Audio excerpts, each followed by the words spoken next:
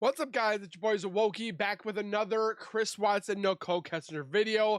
And this one, again, is by popular demand. You guys have been loving this. By Unapologetically Me, True Crime. We're about to watch her part 3 episode. I don't know if I'm going to split this one in half. Depends on how far we get into it, because it's an hour and 40 minutes-ish. So I definitely don't know if I can do the whole hour and 37 minutes, but we might cut it in half and so forth. But make sure you guys go over to her channel, give her some love by subscribing, commenting, liking, and sharing. We got her to 10,000. I wouldn't say we did. She got her views or her subscribers, but I think we helped her out getting that 10,000. So I thank you guys very much. Just go give her some love for the people that are new here. But also on my channel, make sure you guys are subscribed, comment, like, and share. You know the deal. My channel doesn't grow without you guys. And again, we are trying to get to 100K. But with that being said, let's get into this video and see what more we can look into with Chris and Nicole. There are a lot of stuff that I didn't know that this woman has found as well. That's why a lot of us YouTubers helping each other out, collaborating, can actually benefit. And I can give you guys some cool insights that in the works that Unapologetically Me, True Crime, and myself will be doing a collaboration. We're just trying to figure out how we're going to go about doing it, but it's going to be coming in the future at hand. Without further ado, let's get into the video. The beginning of the end. I don't think it's the end.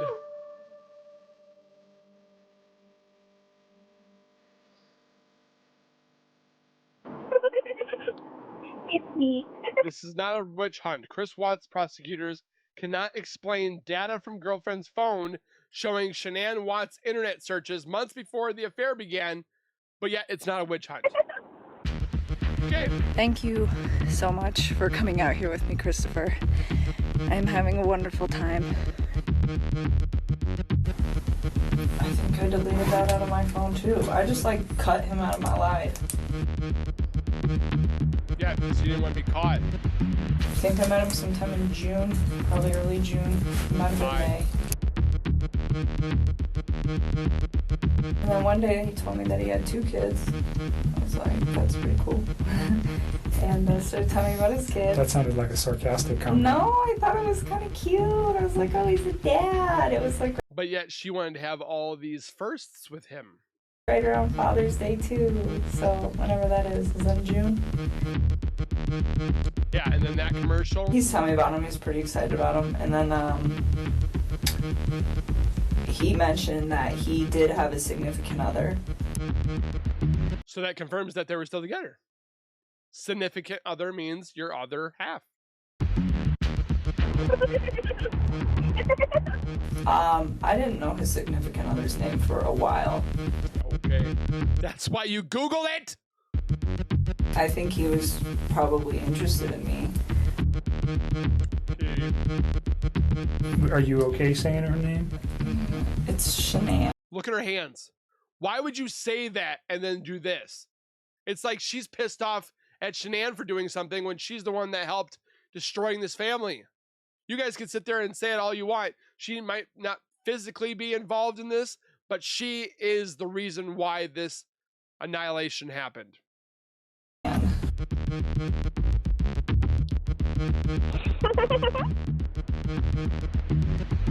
Yeah, like the beginning of July. It was like right around my birthday. It's like so sometime at the very end of June or the beginning of July. Okay. And that's the first meeting you had outside of work? Yeah. Anyan.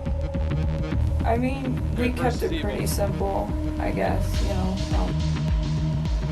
And it's funny that this trailer was shown on Nate's TV while they were like not interrogating him, but questioning him of exactly everything that was showing on that screen. I mean, I'm sure I can give you a general idea, but to be honest with you, like to pinpoint exact words, it's not gonna happen. To be honest with you, I mean, there were several discussions that we had about his current relationship and where it had gone and what it had caused. You mean a lot to me, and I'm glad that you're having a blast. I'm like, what is your plan? I told him a few times, like, I think that you should take the time to read some articles about what separation does to kids. Or like the articles that you were reaching out to prepare for butt stuff. Okay. You know, and he's like, oh, they'll be fine, you know, and I told him, I was like, even though they're small and you think that they'll be fine, I was like, I think you guys should just read about it just so that you guys are prepared in case, you know, one of these two starts having a hard time with the fact that you guys aren't in the same house anymore.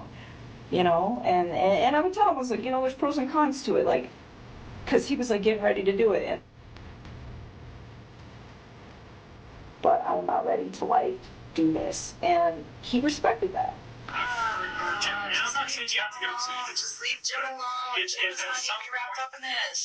I am so out of breath. Why would she do that?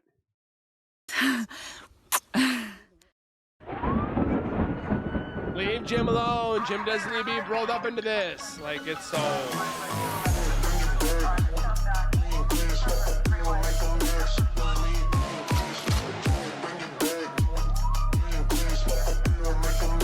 Good morning, good afternoon, good evening, whatever time it is that you are It's tuning evening in. for This me. is Unapologetically Me, featuring me. No special guest, just me. Hello, everyone. How are you guys doing today? I hope okay. you guys are having a There. great day, a great week, a great Allergies. weekend, whatever day it is that you Boy. clicked on this video. First thing I want to do is say thank you to all of my new subscribers. Yes. I have been overwhelmed and blown away by all the new influx of subscribers. I'm so happy that my content is starting to reach bigger audiences. So thank you so much for your support, for all of my subscribers who buddy. have been with me for a couple years now. Without you, I wouldn't have been able to grow on this platform, and honestly, I probably would have given up a long time ago. Trust so me, there are thank you all days. so much. You have no idea how much it means to me. The best thing that you can do to support me is to subscribe, like the video, comment below. That is all the support I need.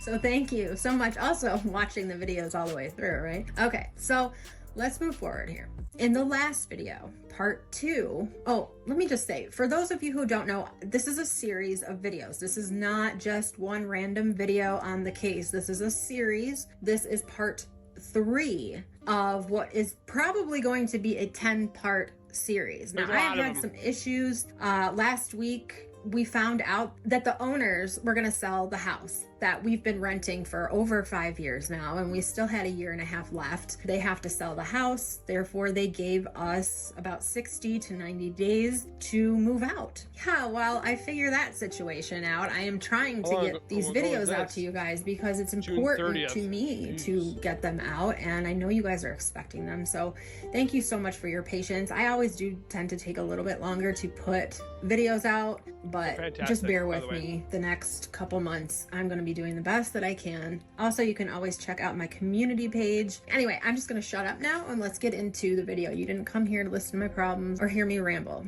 5 hours later. In the last video, part 2, which I do have to say, if you watch that entire video, you need to comment below so I can give you some major props. The last video I put out was the longest video I have ever put out, and it was all about what was in the book by Sherilyn Cadle titled Letters from Christopher. This video that I'm making right now, I'm not sure if I'm going to cut this one in half. It's going to be very long because, well, you'll see why soon. I have, however, posted an episode list on my community page so that you guys are all able to see what I have planned for this series. See, I think the one that we're probably going to skip, though, is the Trent Bolt and Amanda McMahon. Just because those two, they're not involved. It's just people wanting to find fame for a few minutes. And it's like, we're not trying to do this crime content to find fame. We're trying to find it for the justice. So at this moment, I don't think we should do the Trenton Bolt and Amanda Mahone. But you guys could definitely let me know down in the description or the comments below if you guys would like that.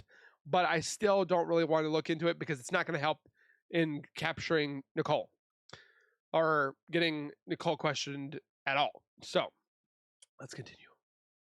series. There's a lot, and I promise I'm going to get into as much as I can, as respectfully as I can. It will get controversial at times, but I believe that it is important to look at everything, whether or Amen. not it strays from the common narrative. The truth, more often than not, is found beyond the narrative.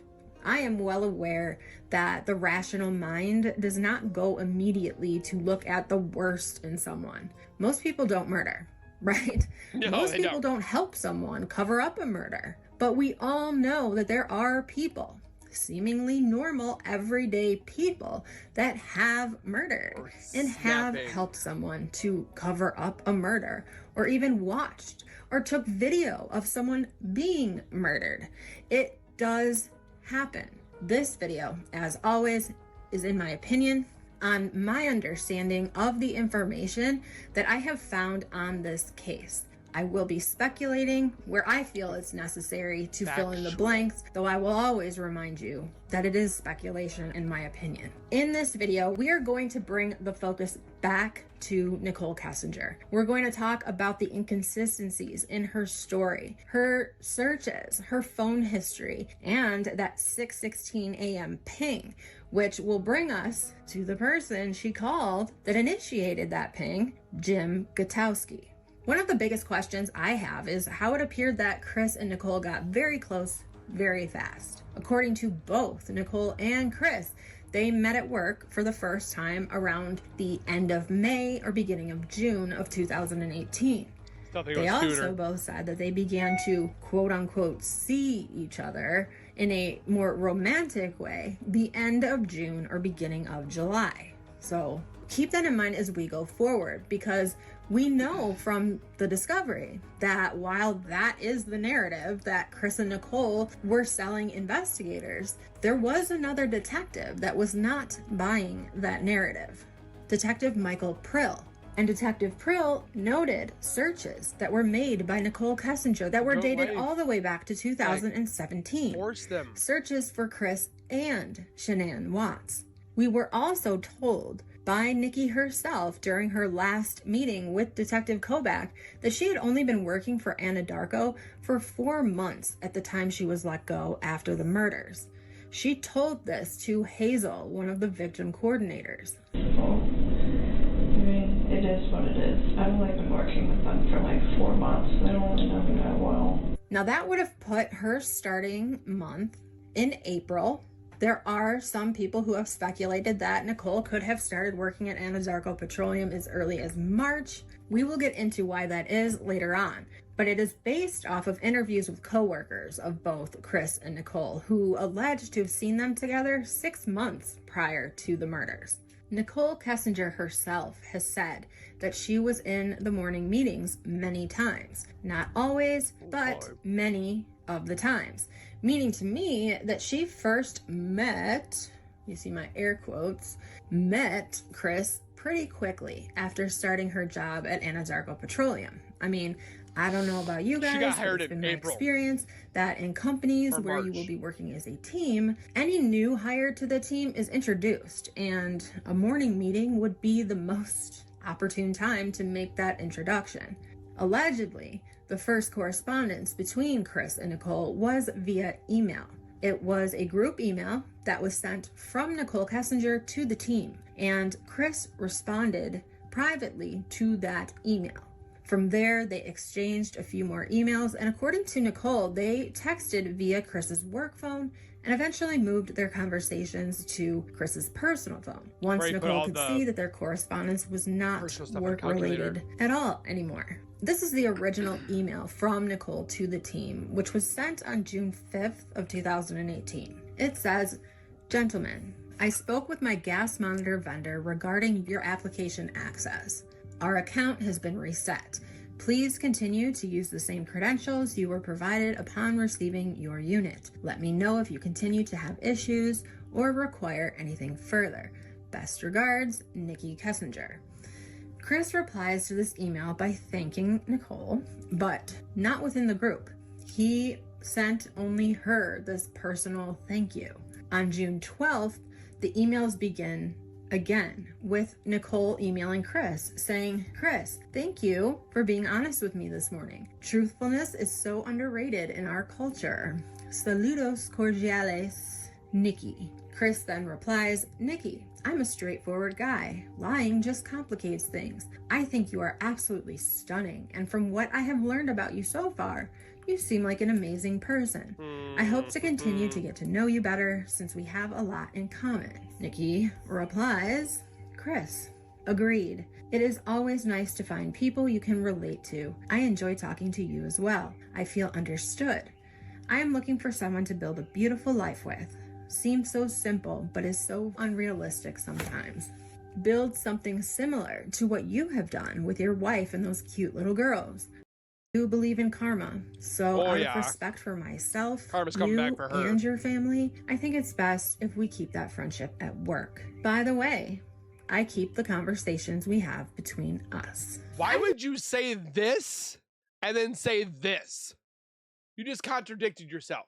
Can I just say something real quick? Okay. She says, out of respect for myself, you and your family, I think it's best that we keep our friendship at work. But then she throws in there at the end, by the way, I keep the conversations we have between us. Why would you say Almost like a hint, like I'm saying this, but that's not really what I want. And hopefully you get that and you don't leave me alone. Or keep it just at work. Leave me alone, but know. don't leave me alone. Speculation, just an opinion. Chris writes back, Nikki, yes, a beautiful life is something that is hard to find in this world since people always seem to have an agenda for everything. had it. I do believe in karma, so I agree with that as well. Any conversations we have will stay between us. No need to worry there. Then he goes and gives her his work number. My work number is blah, blah, blah. If you need to get a hold of me in the field. Again, I've said that how many different times? These emails were just to throw us off that they met here rather than back then. These are fake Sometimes emails. email can be tricky with my spotty service out here. I have an early morning meeting and then I'm doing lotto for a construction crew on various sites all day. So if I don't see you tomorrow, I hope you have an amazing day. Gross. Again, he's saying, yeah, I agree, karma, it's not good for us to take this out of work, yet here's my work number so you can get a hold of me because my emails may be Why would she need to get a hold of him via phone? Differently from any of the other guys there. Exactly. Although I've heard things, but let's just move on. Now, thanks to Nikki deleting all of her correspondence off of her phone, we don't have a lot to go off of in regards to text conversations between Nikki and Chris, but we do have some key evidence of their relationship being far more serious than Nicole portrayed to detectives. Very much One so. of these pieces of evidence is a birthday card from Christopher to Nicole that reads, Nikki, a year of stuff you love to do and brand new dreams to make come true. One that brings you smiles and laughter and fills your heart with love long after. A million moments day by day that simply take your breath away. Have a happy birthday, as wonderful as you are. Now that was what the card said. And Chris also wrote some extras on there, such as, quote, this sums up you. Big things will happen this year. Dreams will come true. That smile, that stare, that laugh, that giggle. Gets me every time. You are truly an amazing, inspirational, and electric woman that takes my breath away every time I see you. You are wonderful. Don't ever stop being you. Happy birthday, Chris. Well, now we know why she does that creepy ass giggle in those voicemails. He liked it. He told her he liked it. Gross. He also writes up at the top, quote, your energy is so insane. You heat me up, you make me melt, and then you cool me down like rain, unquote. We got a little poet here. Now, this card's dated July 3rd of 2018, which is Nicole Kessinger's birthday. But another obvious thing about that date is that if you go off of Chris and Nicole's timeline of when they became serious, they said that it was at the end of June or beginning of July. To get that serious that fast? What, approximately 2 weeks at the point this card was written and given to Nicole. Just a question. Does it appear to be likely, based off of Chris's intense words on these cards, that it had only been 2 weeks, give or take, for Chris to develop the feelings he expressed in this card? In my opinion, no. Especially when you take into consideration some text messages found on Chris's phone to Nicole from June 29th of 2018, 5 days prior to the July 3rd birthday card. Again, we don't have Nicole's part because she deleted everything, but that doesn't really matter here because Chris says it all. June 29th at 7:34 p.m. 2018 at 1:25 p.m. Chris texts Nikki, "I'd love to be part of it. Being in your life is something I crave," which in my opinion sounds like a response to a question being asked by Nicole. Total speculation here, of course, but "I'd love to be part of it. Being in your life is something I crave" makes me think that she maybe said, "if you want to be in my life," or, you know, something like that. Also, on this day of July 1st, 2018, Chris texted Nicole a sweet little goodnight text telling Nicole that he enjoyed their conversation, and he ended that message saying, "Sweet dreams, little Romeo here." Now, in this video, I am going to go through the entire timeline where Nicole is concerned. But first, I wanted to go through a few things up front that, in my opinion, point to one major question that everyone has.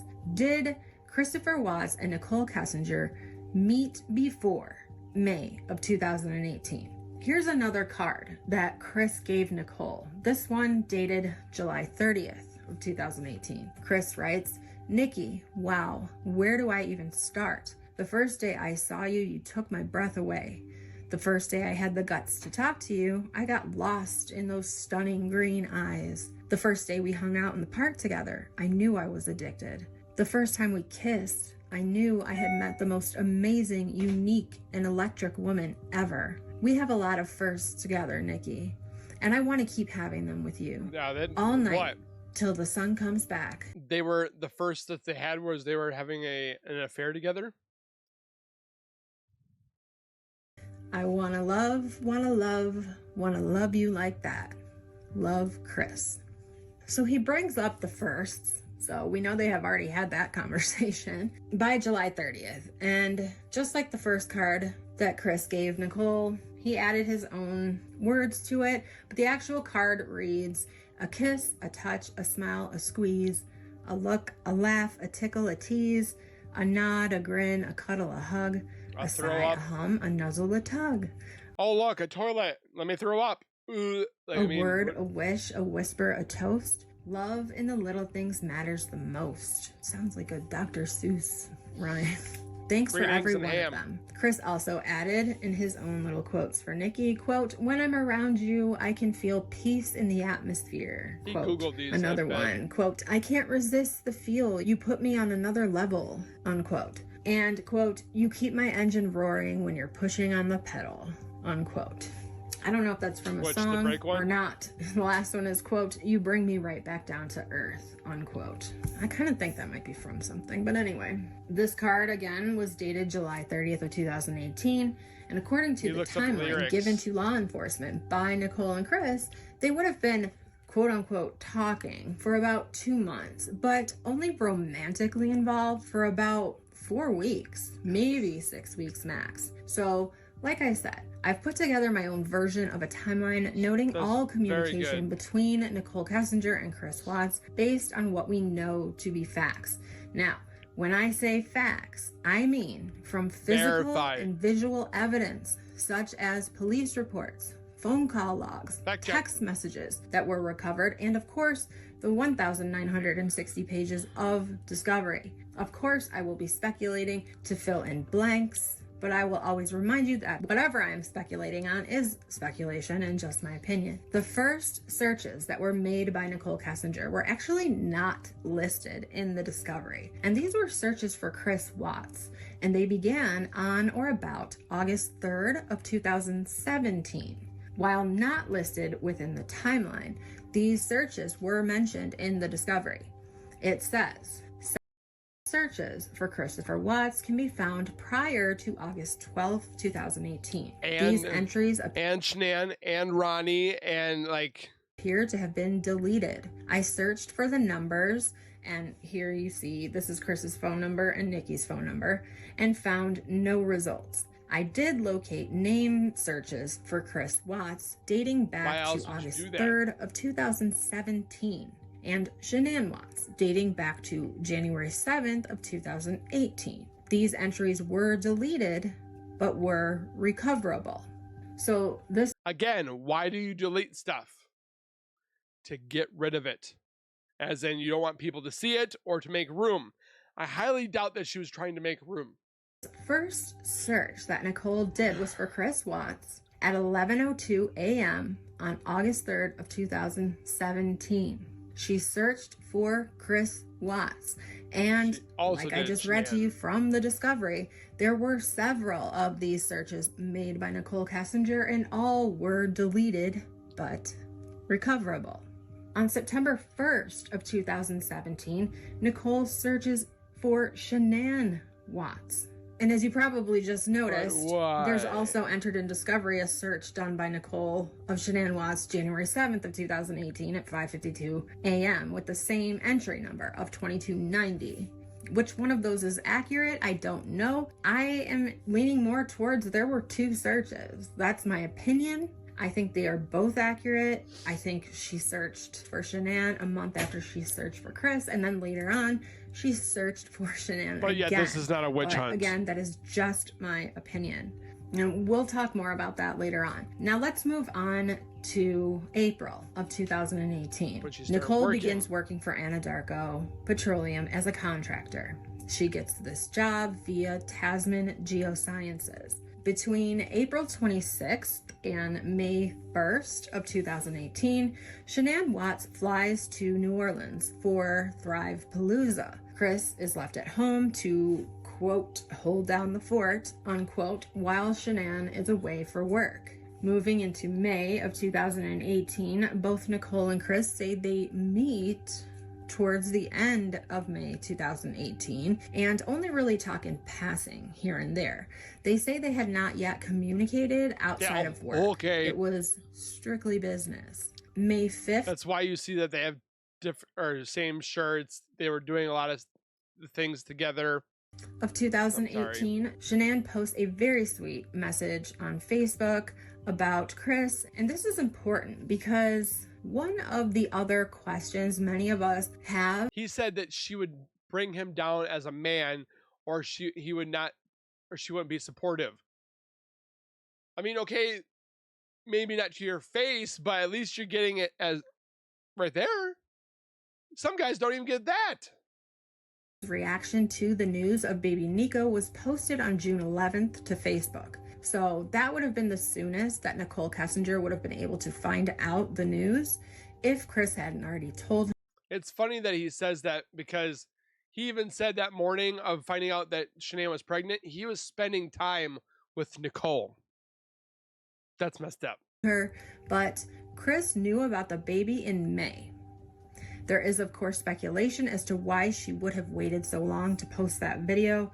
My 2 cents on that would be she was excited. She wanted to tell Chris. She wanted to get a legitimate reaction video, but she wasn't quite far enough along to publicly post that she was pregnant. Many women do not feel comfortable posting a pregnancy on social media, and some don't even like telling their families about their pregnancy until the second trimester, or at the very least. Why? The first time I found, or the first time that my fiance, and again, I'm not trying to bring myself into this, but from experience, once I found out that my ex-wife was pregnant, I told my parents right away. And it was like, I think it was like,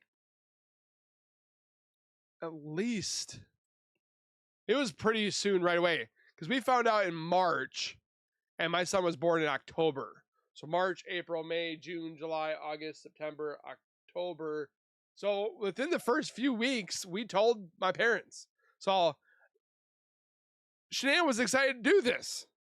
Chris, on the other hand, he wanted it because he thought it would save his marriage, but it actually didn't, because that's why he was trying to get rid of the new Nico newborn, because he wanted Nicole to give him his firstborn son. Until they have their first prenatal doctor visit. I don't think there was any reason other than that she didn't post the video when it was taken. In that video, she has the test. She says a few times, it's just the test. That's just the test. I know. It just says the pink is going to be girls. I don't know. Just the test. Yeah. And yet in July, he was pretty much with Nicole the entire time because Shanann was gone. Awesome. Like, she hadn't even had her first ultrasound yet. So I can totally understand why she would have been excited to tell Chris, but not yet ready to tell the entire world, essentially. Of course, that is just my opinion. June 2nd of 2018, Hazelbrook Sober Living made a payment to Nicole Kessinger on Venmo titled Birthday Cabin. I don't know. Where did she find this? See, this is what I'm telling you. I didn't know about this part right here. What the crap? And see, for those that sit there and say that I take things and I don't get credit or give credit, I didn't find this. Unapologetically, me, true crime, is the one that found this. Know about this Hazelbrook Sober Living. Why would they be paying Nicole? Does anybody know the connection of that? On June 8th of 2018, Jim Gutowski paid Nicole on Venmo for what looks to be cake and too much beer, as the emoji seems to be puking. On June 14th, 2018, Chris adds Nikki to his work phone along with 200 others, including Shanann. June 17th, Shanann posts to Facebook another very sweet message about Chris for Father's Day. Yet another public post that Nicole would have seen if she had searched for Shanann's Facebook. June 18th, 2018, Nicole paid Jim for laughs and tents. June 27th. Like the tents when they went into that wilderness with Chris. Did they have a three-way? Gross. 2nd, 2018, Chris adds Nicole's phone number into his personal phone under the name APC Health Safety Environmental, which was her job title at Anadarko. This was the same day that he and Shanann left for San Diego for that Thrive trip. So even if she saw the text messages or anything, it would have said APC, whatever to have you, instead of Nicole. What an, like, he thought he was being sly. He went there with Josh and Cassie Rosenberg. June 24th, 2018, Jim paid Nicole for pillow talk. June 26th. The hell does pillow talk mean? If I'm thinking what pillow talk means, it means something in the bedroom, if you know what I mean. 2018, Chris texts Troy McCoy that he landed back in Colorado at 2 a.m. So Chris is now back in Colorado. June 26th. On June 29th, Chris texts Nicole those text messages that I read you earlier in the video about being addicted and how sleeping without Nicole's warm body next to him was gonna suck. Now I wonder when Chris would have slept next to Nicole prior to June 29th. Come to think of it, didn't I say there was a Thrive trip back in, when was that? Oh, April. Yes, April 2018. Shanann posted to Facebook that Thrive Palooza was coming up, and this year it was going to be held in New Orleans, and she was extremely excited about this trip. She posted her itinerary for the summer here, and the first trip was Thrive Palooza, April 26th through May. So what if Chris or Nicole went and did all of her stuff with Chris around these dates because she knew the itinerary?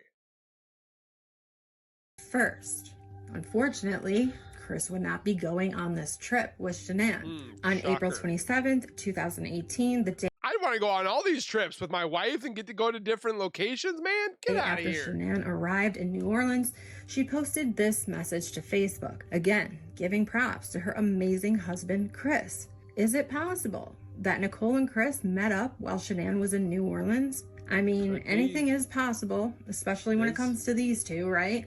I mean, it's virtually impossible to get the same story twice from them, so I'd say it is possible that they left out a meeting or two.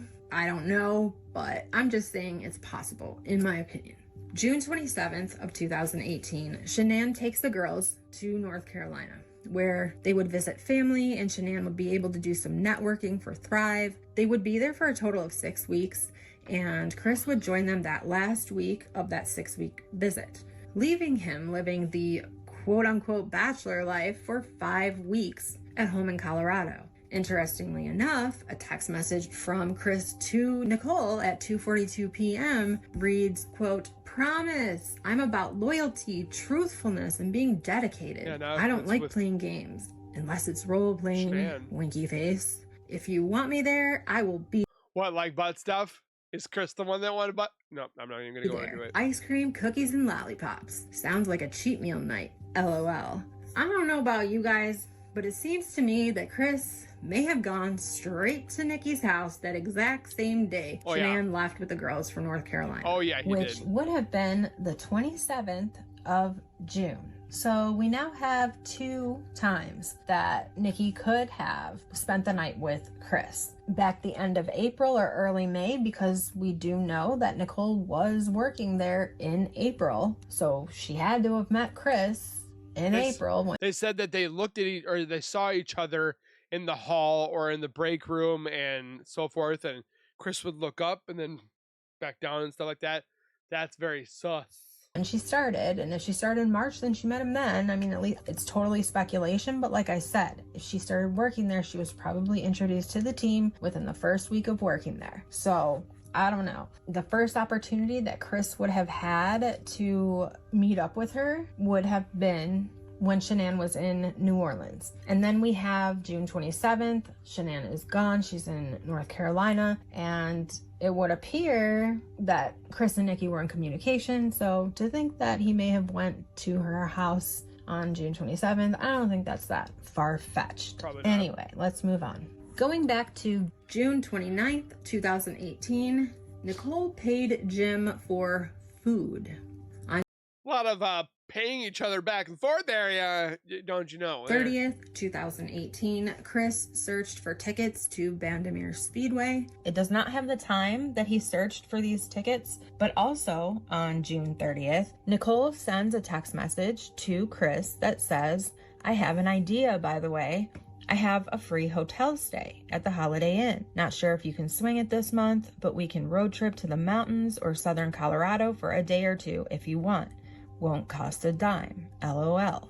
That was at 4:28 p.m. on June 30th. They must have had more of a conversation, but the next text that pops up from Nicole to Chris on June 30th is at 6:39 p.m., where she tells Chris she supports me, but her parents were in a situation like that when she was a kid and it came up. "It won't bother me. I'm not going to stop seeing you. I made up my mind." And then she asks, "Are we bad people?" Yes. I'm not sure who she is. It could be her mom. It could be her friend. I don't know. But Nikki does what she wants. I think we all know that. She don't give a care. And she always has, from what I can gather from always her. about Of course, Nicole. that's just my opinion. But at the end of the day, she's going to do what she wants. And she admits to not really She caring don't that this tire. may have destroyed somebody else's family in the past. But it doesn't bother her, and she's not going to stop seeing Chris, no matter what consequences may come of it, like breaking up the marriage and family. July 1st of 2018 at 1:25 p.m., Chris sends a text to Nikki saying, "I'd love to be part of it. Being in your life is something I crave." We Enough talked to about this one murder. earlier too. Also, on July 1st of 2018, He even takes this Lexus that is technically Shanann's on all his little dates. Shanann Watts posted to Facebook a photo of her Lexus looking shiny and sparkly clean with a caption that says, "Chris deep cleaned my Lexus inside and out. Hashtag luxury auto bonus And then earner. 3 days Hashtag later, paid 2 days for later- by Lavelle." A lot of people don't know this, Says he wants another but woman. that Lexus was paid for by Lavelle. She sold enough and got high enough of a status that whatever car she bought, Lavelle would send her the monthly Yeah, she payment did. for it. I think I can't remember 100%. We're going to get into this later, probably briefly too. But I think like she got $800 a month for her car bonus. That's crazy. So she picked a car within that, and that also pays for her gas, according to her, and her car insurance. So they weren't paying for that car. That was paid for by So that's a big chunk taken out of their expenses. So then you have groceries, you have health insurance, life insurance, utilities, and the house, and yet you still couldn't afford that? Because this right here, the $800, that takes a lot out of your chunk of bills. If I had $800 taken out of my chunk for gas, insurance, which is pretty much what I have. I literally, I pay $800 a month for my stuff, and that's not free. I have to pay for the stuff that I earn through my work. And yet Chris couldn't pay for this? Come on. Lavelle. But my point is, while Chris is texting Nikki, he's also deep cleaning Shanann's Lexus. So, I don't know. It's like he's trying to keep Shanann happy, both happy. And also Nikki. I don't know. I just wanted to bring that up. Another text from Chris to Nicole, which I think we talked about earlier too, was at 9:23 p.m. Chris texted Nikki, "Conserve it while you can. I enjoyed our conversation tonight. Sweet Grow dreams, up. Nikki. Kissy face." July 3rd, 2018, Chris gives Nicole that birthday card that we talked about earlier in this video. July 4th, 2018, Chris spent the evening with Nick and Amanda Thayer and watched fireworks. Nicole was at a Rockies game with Jim, as is reflected in text message from Chris. Nicole's obviously had been deleted by her, but there were a few texts to Nicole from Chris's phone, such as these. Nicole also paid Jim. It's almost like, how do I say this? It's almost like Chris knew that Nicole was going out with Jim, but it was more like, oh, he's just a friend kind of thing. But she already kept him as a placeholder if she ever didn't have anybody to do anything with, if that makes sense.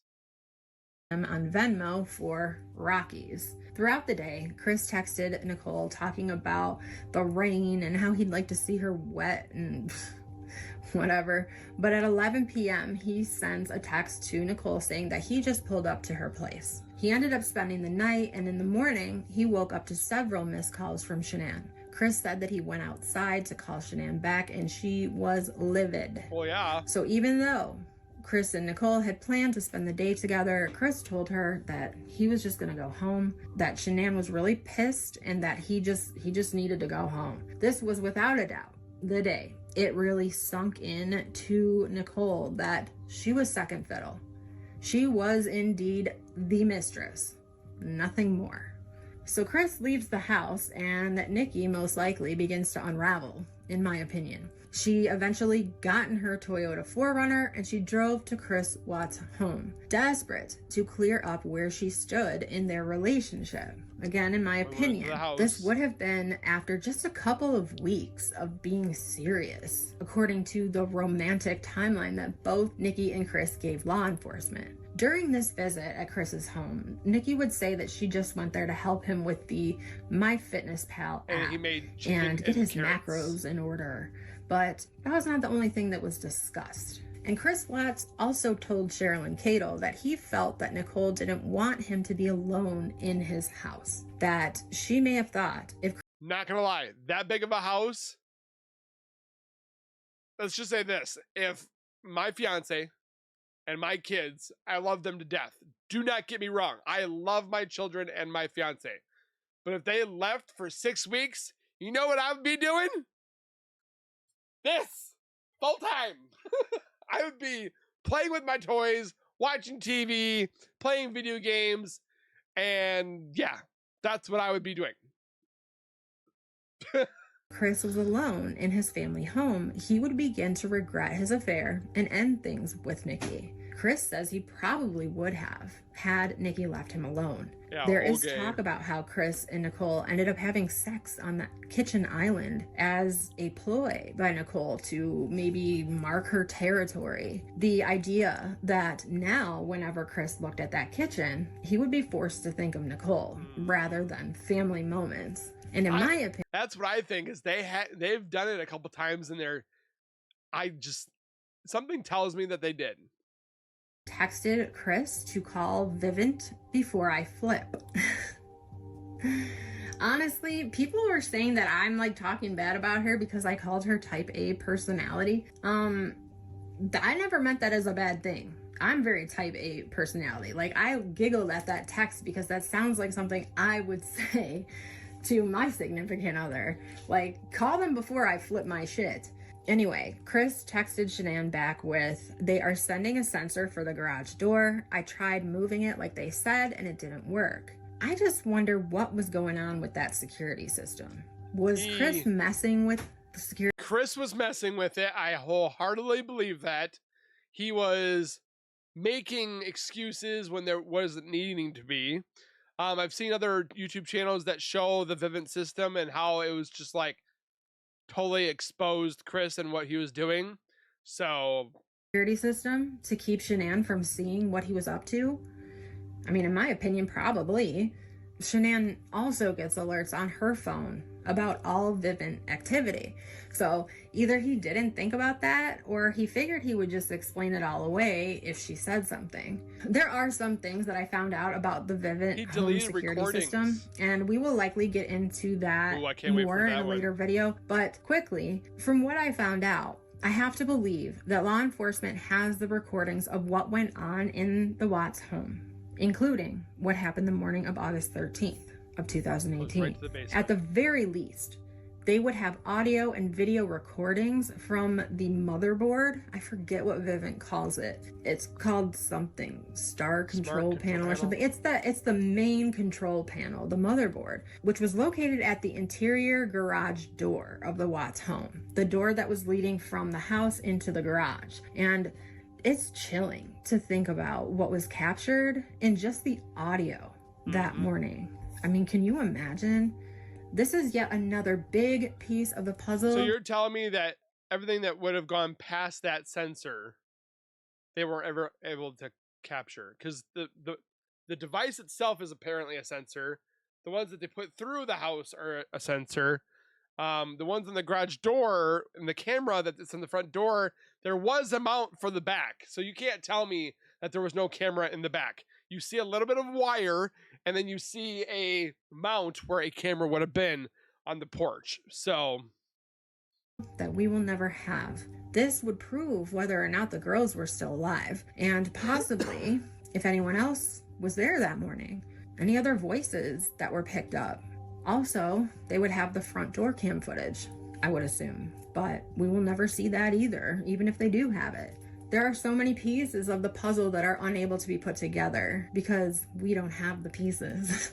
They do. There are so many questions that have answers, yet we have yet to get those answers. Hence the movement for a certain someone to be investigated. That is the purpose I'm making these videos. Amen. Moving on to July 7th of 2018, Nikki made her first call that we can see to Chris's personal phone. She also made a payment to Jim on Venmo for slacker planning fee, whatever that means.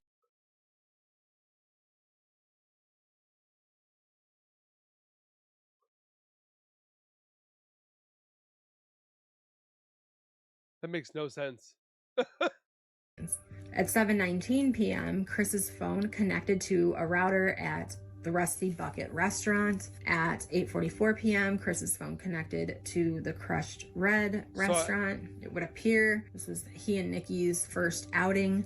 After this dinner, or whatever it was, Chris and Nicole went to the late showing of the new Jurassic World movie. Nicole would say that they initially tried to get into the 9 p.m. showing, but it was sold out. So they sat on a bench outside of Victoria's Secret and they waited for the next showing. July 9th, 2018.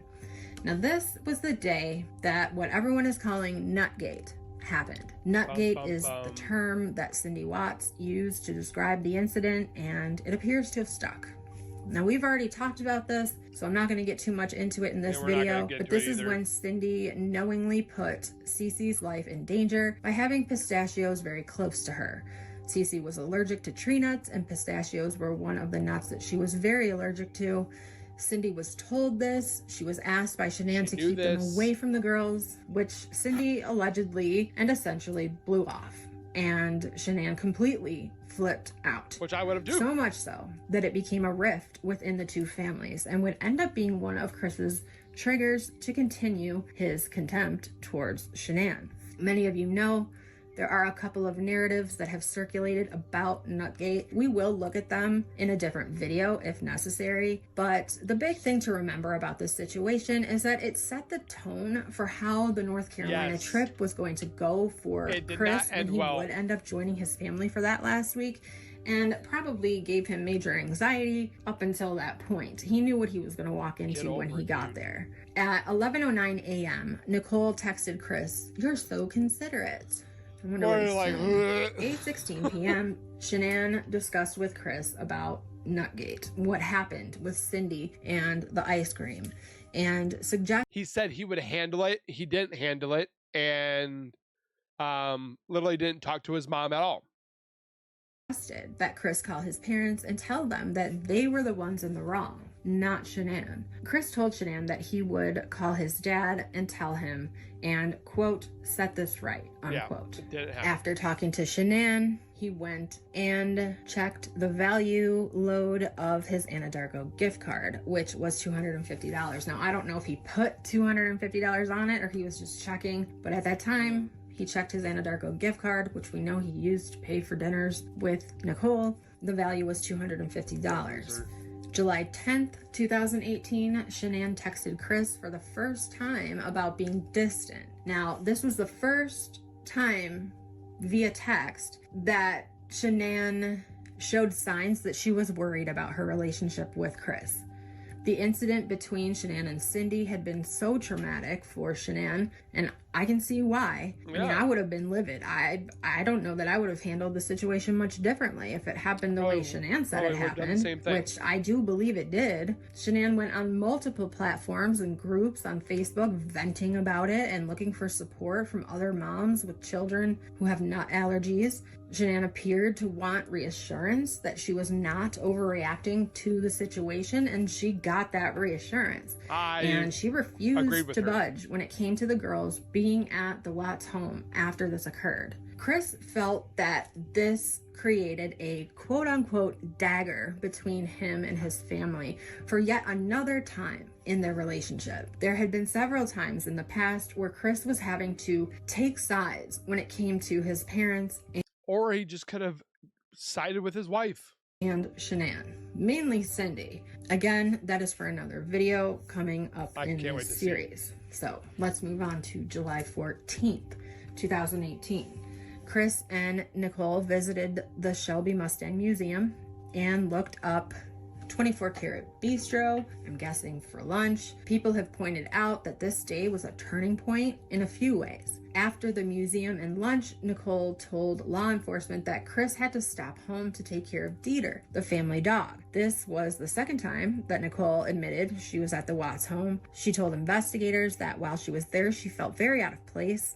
While she had been there once before, she never really looked around, that she sat on the carpet of their front living room and she never really ventured any further. This time, however, Dieter, seeming to sense that Nicole was not supposed to be there, led Nikki up the stairs where she saw photos of the Watts family. She saw the girls' bedrooms and the playroom with all the books. She was hit by the reality of what she was getting in between. What would be she probably had a little, not remorse, but a little like slap in the face, but like, what are you doing? Like, this could be you. And she wanted it more and she got pissed off. It wasn't because she was destroying this family. It's because she wanted what Shanann had. Destroyed by she and Chris's affair. And she had a moment of pause. She came back down the stairs where Chris says he found her with an expression of shock on her face. He said she appeared blank and in a daze. They sat on the couch, they had a conversation, and Nikki really put it on Chris that she was concerned. She wasn't sure that she could do this anymore. She pointed out the beautiful home and the family that Chris built with Shanann and asked him how it was possible that he would want to give all of this up. But there was more to that conversation. That conversation became so intense that Nicole left at one point and sat in her car where they texted back and forth had a fit before for Chris finally convinced her to come back inside so they could talk. They talked about things that Chris had not been forthcoming with, such as the last time he and Shanann were intimate, where at first he told Nicole that he and Shanann were last intimate in March. He now admitted that they were intimate in May. He also admitted to Nicole that before he met her, he and Shanann were trying to conceive, which was probably about the time Nikki left to her truck. But they ended up coming to a resolution, and Chris ended up convincing Nicole that she was in fact the woman he wanted to be with, and he was 100% ready to give all of this up but he wasn't for her. During that time, Shanann made several unanswered calls to Chris, at least 10. Nicole made 4 outgoing calls to Chris. Of course, every single one of them was answered.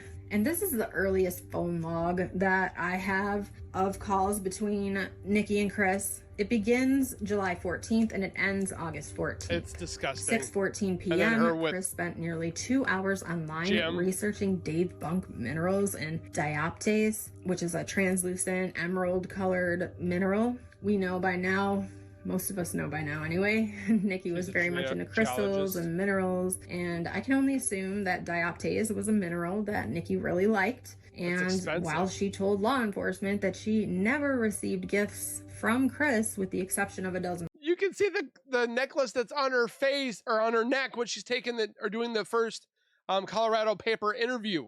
Roses for her birthday. I don't believe that to be the case, and you will see why. There is evidence of many purchases Chris made that appear to be for Nicole. Not to mention all the dates that they went on were all paid for by Chris, which she even admitted.